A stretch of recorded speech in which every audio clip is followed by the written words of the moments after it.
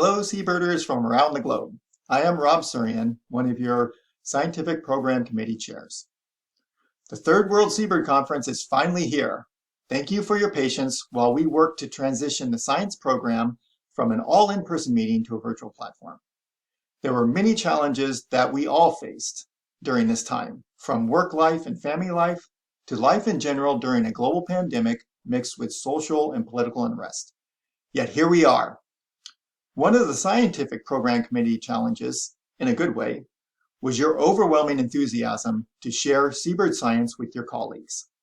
Our original request for proposals and abstracts for the in-person meeting resulted in a request for 15 workshops, 28 symposia, and 781 abstracts.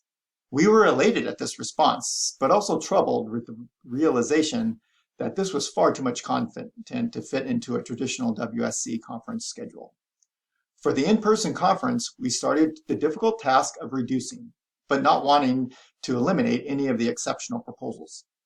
Then we hit the brakes as we dealt with the uncertainty of having an in-person conference or an all virtual or no conference at all. We also wanted a maximum of 1 year delay so that we could move forward with the amazing collection of submitted workshops, symposia, and abstracts. Ultimately, going virtual was the correct choice, allowing us to divide the globe for reasonable attendance times and also more flexibility for scheduling additional meeting content. A year later, for the meeting starting this week, we have 8 workshops, 17 symposia, 29 general sessions, for a grand total of 578 presentations, or about 75% of the original submissions. Considering all that we have been through over the past year, this seems quite exceptional. As a quick review of the scientific program structure, we have divided the conference presenters into Atlantic and Pacific time blocks, with 4 hours of symposia and general session presentations each. All presentations are recorded, whether submitted prior to or recorded live during the meeting. Recordings of presentations will be available for conference attendees to view up to 1 year after the meeting.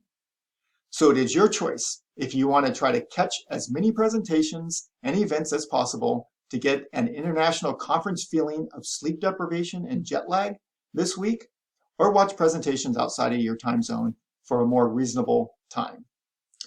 Personally, the Scientific Program Committee is planning a little bit of both.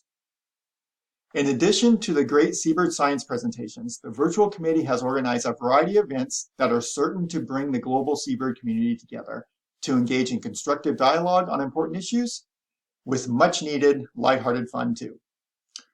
We also have to echo thanks to Michelle Smith at Podium Conferences, without whose help this would not have been possible.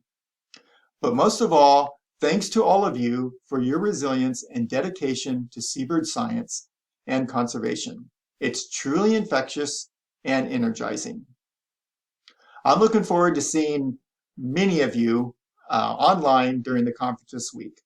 And I have to offer much thanks to the Scientific Program Committee, which consists of Peter Dan, Melanie Massaro, Andrea Ray, Peter Ryan, Akiko Shoji, Graham Taylor, and David Thompson.